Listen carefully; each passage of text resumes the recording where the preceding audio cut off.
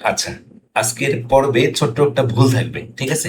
এই ভুলটা আপনাকে খুঁজে বের করতে হবে। যদি আপনি ভুলটা খুঁজে বের করতে পারেন তাহলে অবশ্যই কমেন্ট বক্সে লিখে জানাবেন। এবং এই ভুলটা খুঁজে বের করতে পারলেই আমি বুঝবো যে আপনি আসলে মনোযোগ দিয়ে শিখছেন এবং আপনি আসলে একটা জিনিয়াস।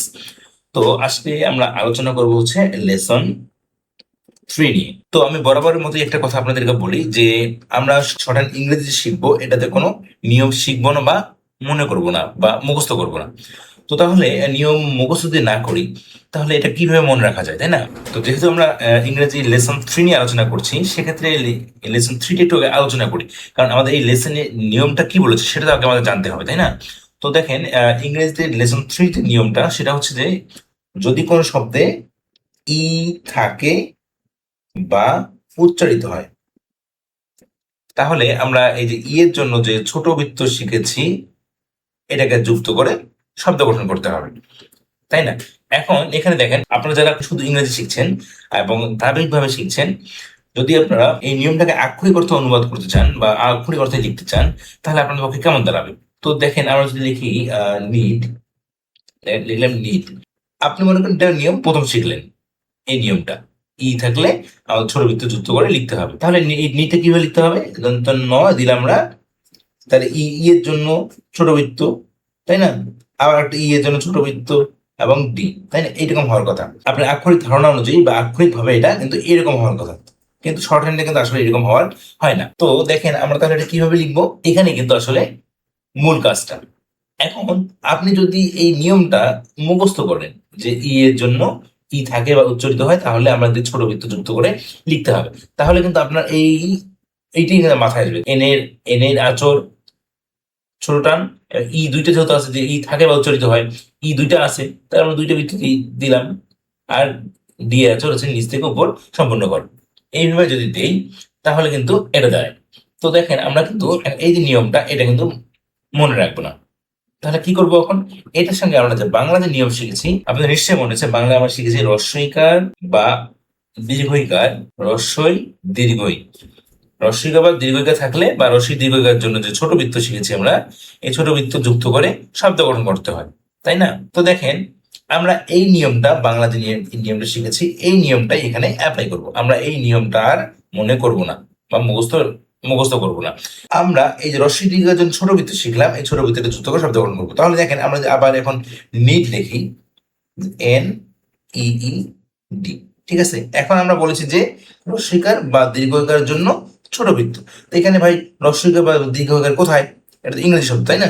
তাহলে আমরা এখন দেখেন, এখানে আমরা কি করব, এটাকে আমরা বাংলায় কনভার্ট করবো। যেহেতু বাংলা নিয়মটা অনুসরণ করতেছি আমরা, এটাকে বাংলায় কনভার্ট করবো। তাহলে নিটকে যদি আমরা বাংলা লিখি, বাংলা কি দাঁড়ায়? দন্ত ন রস্বইকার ড, নিট, তাই না? এই দেখেন, এখানে তো রস্বইকার নিয়মটা চলে এসেছে, কিন্তু নিট রস্বইকার এসছে না? তাহলে এখন দেখেন, নিট লেখেন, রস্বইকার নি ড, নিট। এই যে নিট হয়ে গেল, দেখেন।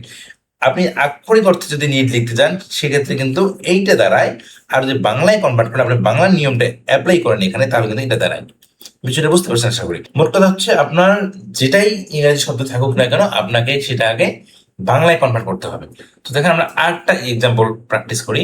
আমরা যদি লিখি গিফ, মানে এখানে গিফট লিখলাম, GIVE, গিফট লিখলাম, তাহলে গিফটটাকে বাংলায় কনভার্ট করেন, করে কি? গয়ের শিখের গি, ভ, গিফট, তাই না? গয়ের আছে কি মনে আছে?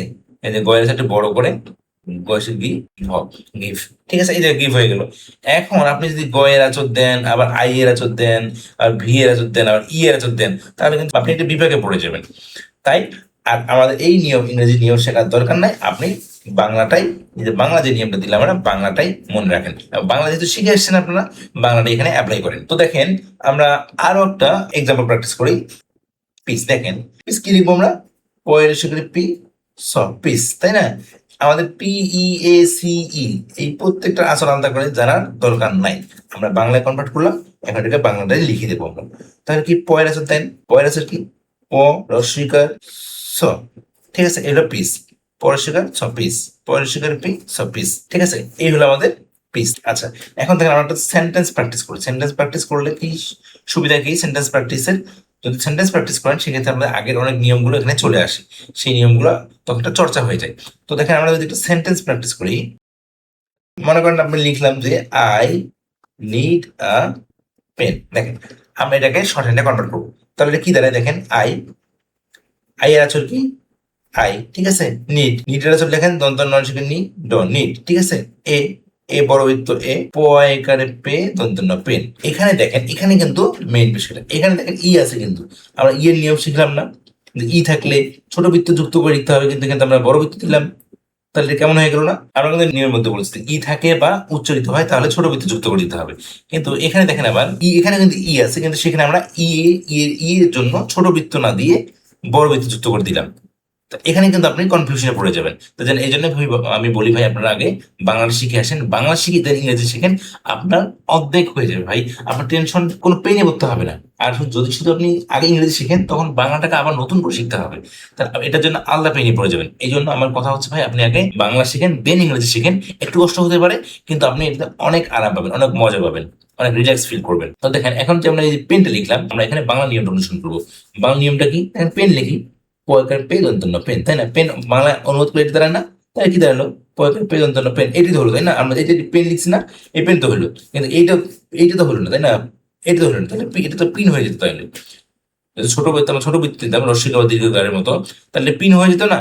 তাহলে এটা কি, আমরা ই এর জন্য, কিন্তু দেখেন এখানে আবার ই এর জন্য, কিন্তু ই এর নিয়ম শিখলাম, ই এর জন্য এখানে আবার আমরা দিলাম বড় বৃত্ত।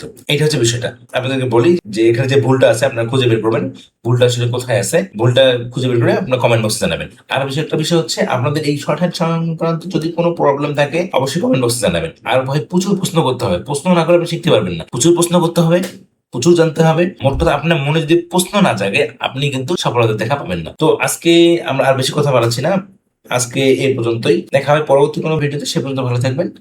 আল্লাহ হাফেজ।